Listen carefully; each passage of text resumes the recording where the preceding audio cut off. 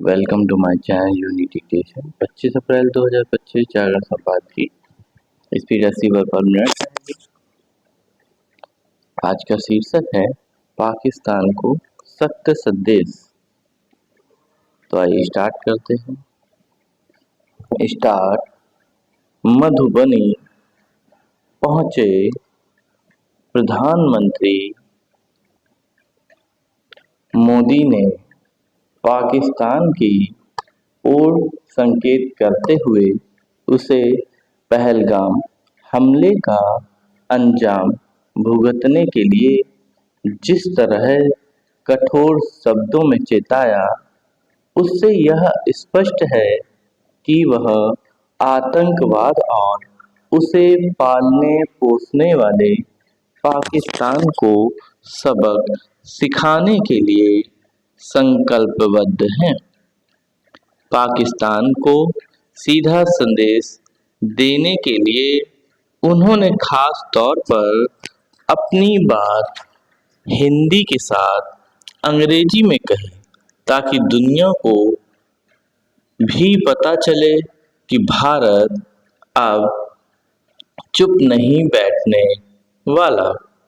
इसकी पुष्टि पिछले 2 दिनों में पाकिस्तान के खिलाफ लिए गए फैसले से भी होती है, जिनमें सबसे महत्वपूर्ण है सिंधु जल समझौता रोकने का फैसला।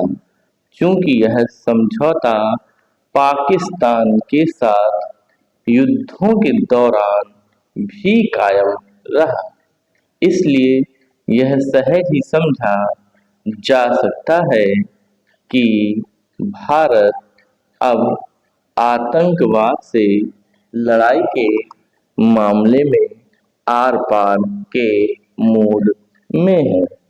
भारत के फैसलों के जवाब में पाकिस्तान ने भी कुछ कदम उठाने की घोषणा की है और अपना हवाई क्षेत्र बंद करने के साथ शिमला समझौते समेत अन्य संधियां भी रद्द करने की बात कही है।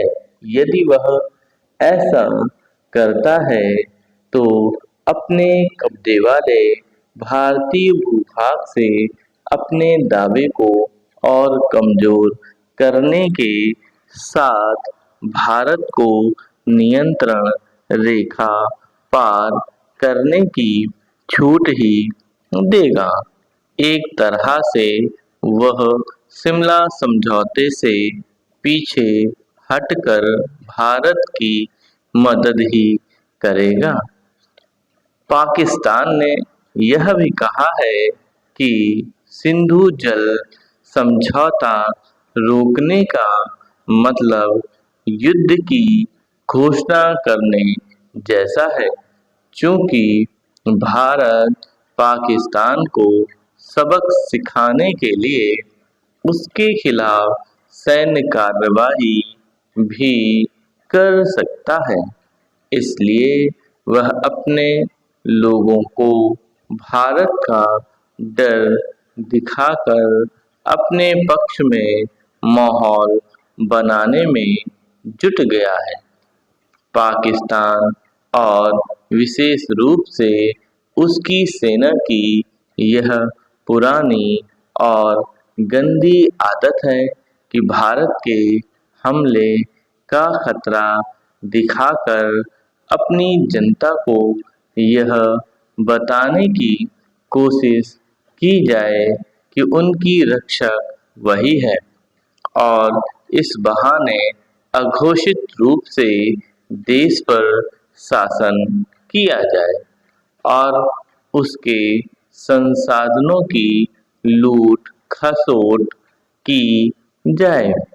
जिहादी सोच वाले पाकिस्तानी सेना अध्यक्ष आसिम मुनीर पहले से ही अपने लोगों को बरगलाने में लगे हुए हैं।